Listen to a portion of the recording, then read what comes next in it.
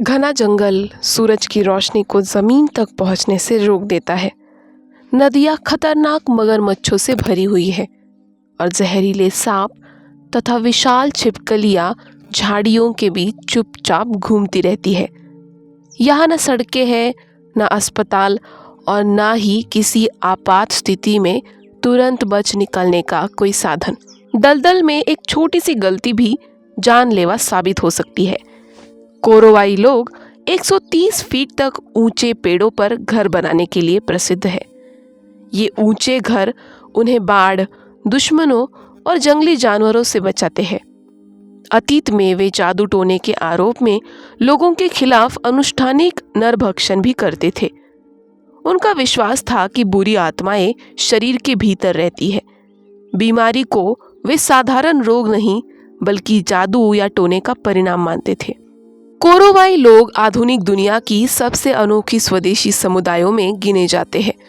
उन्होंने सदियों तक लगभग पूर्ण अलगाव में विकसित हुई वन आधारित जीवन शैली को सुरक्षित रखा है।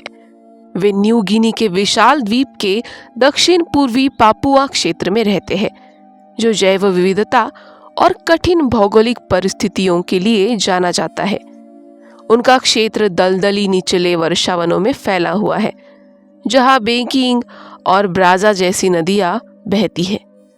पीढ़ियों तक घने जंगल, मौसमी बाढ़ और सड़कों की कमी ने उन्हें बाहरी दुनिया से दूर रखा। 1970 के दशक तक कई कोरोवाई कबीले बाहरी लोगों से बहुत कम या बिल्कुल नहीं मिले थे। इसी कारण उनकी संस्कृति स्वतंत्र रूप से विकसित हुई, जो पूरी तरह जंगल की लय और प्राकृतिक चक्रों पर आधारित थी। आज भी कोरोवाई क्षेत्र तक पहुंचना किसी साहसिक यात्रा से कम नहीं है। पहले जयापुरा पहुंचना होता है, फिर छोटे विमान से डेकाई जैसे दूरस्थ कस्बों तक जाना पड़ता है। वहां से मोटर वाली डोंगी से घुमावदार भूरी नदियों में से सफर किया जाता है और फिर दलदल व घने जंगल में लंबी पैदल यात्रा करनी पड़ती है। उनके क्षेत्र में कोई राजमार्ग नहीं है, न कोई शहरों की ऊंची इमारतें दिखाई देती है, सिर्फ अंतहीन हरे पेड़ों की छतरी। कोरोवाई जीवन शैली किसी संयोग से आदिम नहीं है। ये दुनिया के सबसे कठोर वातावरणों में से एक के अनुसार ढली हुई समझदार व्यवस्था है। वर्षावन उन्हें भोजन, घर बनाने की सामग्री, दवाइयाँ और औजार देते हैं, लेकिन साथ ही लगातार खतरे भी प्रस्तुत करते हैं। नदियों में बड़े खारे और मीठे पानी के मगरमच्छ रहते हैं, जो बिना चेतावनी हमला कर सकते हैं। घनी झाड़ियों में जहरीले सांप, अजगर और मॉनिटर छिपकलियां छिपी रहती है। असंख्य कीड़े बीमारियां फैलाते हैं। जंगल की जमीन अक्सर कीचड़ भरी पानी से ढकी रहती है, अस्थिर और अदृश्य खतरों से भरी। ऐसे माहौल में जरा सी लापरवाही जान ले सकती है। जीवित रहने के लिए सतर्कता, आपसी सहयोग और पीढ़ियों से संचित पर्यावरणीय ज्ञान बेहद आवश्यक है। कोरोवाई जीवन की सबसे अद्भुत पहचान उनके ऊंचे पेड़ के घर है। ये घर 25 से 40 मीटर तक की ऊंचाई पर बनाए जाते हैं और पूरी तरह जंगल की सामग्री से तैयार किए जाते हैं। मजबूत और ऊंचे पेड़ों के चारों ओर बनाए गए घर मोटे शाखाओं और मजबूत लकड़ी के सहारे पर टिके होते हैं। रतन की बेलें सबको मजबूती से बांधती है। पहले इन घरों का निर्माण पत्थर की कुल्हाड़ियों और नुकीली हड्डियों के औजार से किया जाता था। हाल के दशकों में कुछ समुदायों में धातु के औजार दिखाई देने लगे हैं। कीलों या आधुनिक साधनों की अनुपस्थिति में हर जोड़ को सावधानी से संतुलित और कसकर बांधना पड़ता है। इतनी ऊंचाई पर रहना व्यवहारिक और आध्यात्मिक दोनों कारणों से महत्वपूर्ण है।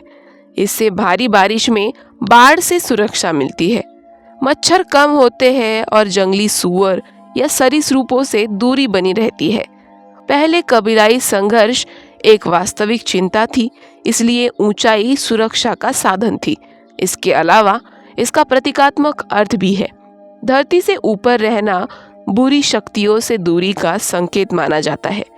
पेड़ों की छतरी के बीच ठंडी हवा चलती रहती है, जिससे तेज हवा में घर के हिलने के बावजूद रहने की स्थिति आश्चर्यजनक रूप से आरामदायक रहती है। कोरोवाई पेड़ घर के अंदर जीवन सामूहिक होता है। एक बड़े घर में विस्तारित परिवार साथ रहता है, जिसे खाना पकाने, सोने और भोजन संग्रह के हिस्सों में बांटा जाता है। बीच में जलती आग का धुआं ऊपर उठकर छत से सुरक्षित रखता है और कीड़ों को दूर करता है। इतने पास पास रहने में निजी जगह लगभग नहीं होती। बातचीत, हंसी और कभी कभी झगड़े भी सबके सामने होते हैं। फिर भी यही निकटता पारिवारिक संबंधों को मजबूत बनाती है। कोरोवाई समाज में पुरुष और महिलाएं स्पष्ट लेकिन एक दूसरे को पूरा करने वाली भूमिकाएं निभाती है। पुरुष मुख्य रूप से शिकारी और घर बनाने वाले होते हैं। वे धनुष बाण लेकर घने जंगलों में जंगली सूअर, कैसोवरी जैसे बड़े पक्षी और छोटे स्तनधारियों का पीछा करते हैं। वे आश्चर्यजनक स्फूर्ति से ऊंचे पेड़ों पर चढ़कर शहद इकट्ठा करते हैं या नए पेड़ घर के निर्माण की शुरुआत करते हैं। महिलाएं सागो तैयार करने में विशेषज्ञ होती हैं, जो उनका मुख्य भोजन है। सागो पाम के तने के अंदर से गूदे से निकाला जाता है। ये प्रक्रिया कठिन और श्रमसाध्य होती है। पहले पेड़ को काटा जाता है, फिर अंदर का गूदा निकाला और कूटा जाता है। उसके बाद पानी से धोकर रेशे से खाने योग्य स्टार्च अलग किया जाता है। पुरुष और महिलाएं दोनों औषधीय पौधों का गहरा ज्ञान रखते हैं, जिनसे घाव, बुखार और संक्रमण का इलाज किया जाता है। आध्यात्मिक विश्वास उनके रोजमर्रा के जीवन का महत्वपूर्ण हिस्सा है। परंपरागत रूप से कोरोवाई मानते हैं कि जंगल में अदृश्य आत्माएं रहती है। बीमारी, अचानक मृत्यु या दुर्भाग्य को अक्सर बुरी शक्तियों या जादू टोने का परिणाम माना जाता है। समुदाय को बुरी शक्तियों से मुक्त करने और संतुलन बहाल करने के लिए अनुष्ठान किए जाते हैं। ताबीज, मंत्र और सामूहिक सभाएं आध्यात्मिक सुरक्षा को मजबूत करती है। इतिहास में जादू टोने के आरोप बहुत गंभीर माने जाते थे और इसके कठोर परिणाम हो सकते थे। ये दिखाता है कि वे आध्यात्मिक खतरों को कितनी गंभीरता से लेते थे। इन विश्वास ने ऐसे वातावरण में जहां बीमारी और दुर्घटनाएं आम थी, अनिश्चित घटनाओं को समझाने में मदद की। अलगाव ने उन्हें मजबूत भी किया है और कमजोर भी। आधुनिक स्वास्थ्य सुविधाओं की सीमित पहुंच के कारण छोटी चोट या संक्रमण भी जानलेवा हो सकता है। इसलिए जड़ी बूटियों का ज्ञान बहुत महत्वपूर्ण है। साथ ही बाहरी लोगों से बढ़ता संपर्क नई चुनौतियां लाता है, जैसे नई बीमारियां और सामाजिक बदलाव। कुछ कोरोवाई सरकारी बस्तियों में बस गए हैं, जबकि अन्य अभी भी जंगल की परंपराओं को बनाए रखते हुए बदलाव और परंपरा के बीच संतुलन बनाने की कोशिश कर रहे हैं। वर्जनाएं केवल पारिवारिक शिष्टाचार तक सीमित नहीं है। शिकार, भोजन और धार्मिक आचरण से भी जुड़े हुए नियम होते हैं। जीवन के कुछ चरणों में कुछ जानवरों का मांस खाना मना हो सकता है। बच्चे के जन्म या किसी की मृत्यु के बाद विशेष धार्मिक नियम लागू हो सकते हैं। इन अनलिखे नियमों को तोड़ने से बीमारी या आध्यात्मिक असंतुलन आने का विश्वास किया जाता है। चूंकि कोरोवाई सोच में कीटाणु सिद्धांत शामिल नहीं है, इसलिए बीमारी को बैक्टीरिया या वायरस से नहीं जोड़ा जाता। इसके बजाय दुर्भाग्य को जादू टोना, नियम तोड़ने या बुरी आत्माओं का परिणाम माना जा सकता है।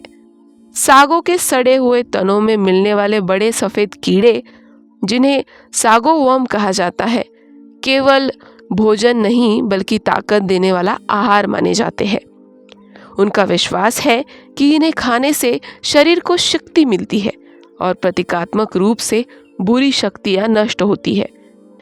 मौसम के बदलाव को वे बारिश की तीव्रता, पेड़ों के फलने के चक्र और कुछ पक्षियों के आने जाने से पहचानते हैं।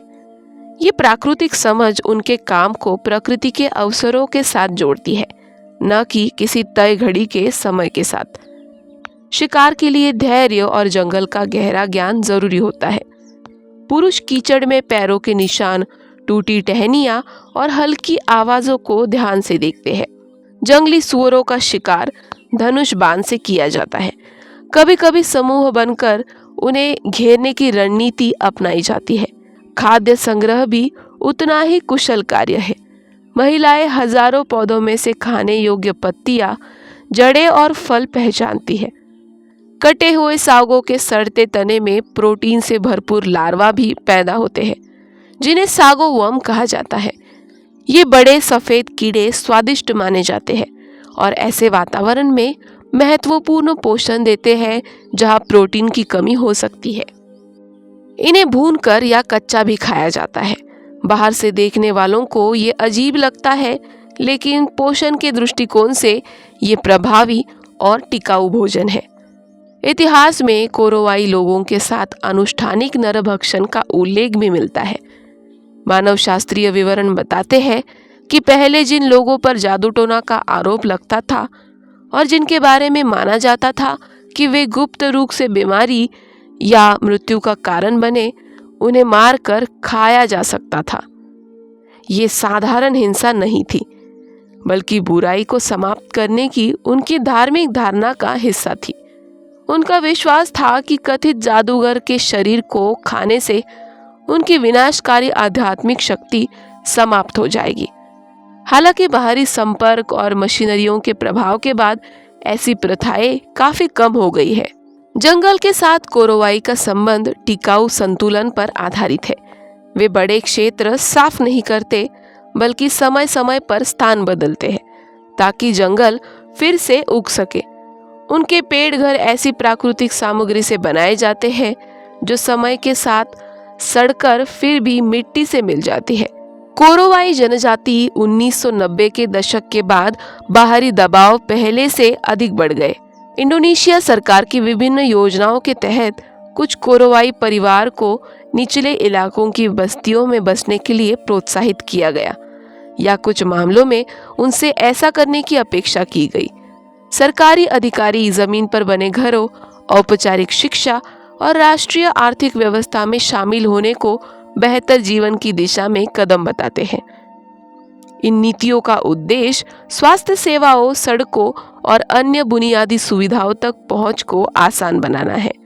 लेकिन इन बदलावों से उनकी पारंपरिक पेड़ घर वाली जीवन शैली को चुनौती भी मिलती है। जो समुदाय पीढ़ियों से पेड़ों की ऊंचाई पर बने घरों में रहता आया है, उनके लिए जमीन पर बसना केवल स्थान बदल नहीं है, ये सांस्कृतिक उलझन और पहचान के कमजोर पड़ने का कारण बन सकता है। आज कोरोवाई लोग एक ऐसे मोड़ पर खड़े हैं जहां एक तरफ उनके पूर्वजों से मिला पारंपरिक ज्ञान है और दूसरी तरफ आधुनिक राज्य का प्रभाव। उनकी वर्जनाएं प्रकृति के आधार पर समय समझे प्रणाली, शिकार कौशल, सागों की खेती और पहले की धार्मिक प्रथाएं, ये सब उस सोच से दर्शाती है जो लंबे अलगाव और वर्षावन के वातावरण में विकसित हुई। हालांकि बाहरी शक्तियां उन्हें बदलाव की ओर ले जा रही है, फिर भी कई कोरोवाई परिवार अब भी ऐसी जीवन शैली को महत्व देते हैं जो संसाधनों के अंधाधुंध उपयोग के बजाय पर्यावरण के संतुलन को प्राथमिकता देते हैं। उनके हिलते डुलते पेड़ घरों की ऊंचाई में और उनके शांत अनुशासित रीति रिवाजों में एक ऐसी संस्कृति जीवित है जो घड़ियों या कंक्रीट की इमारतों पर आधारित नहीं, बल्कि जंगल की लय और पूर्वजों के नियमों पर टिकी हुई है।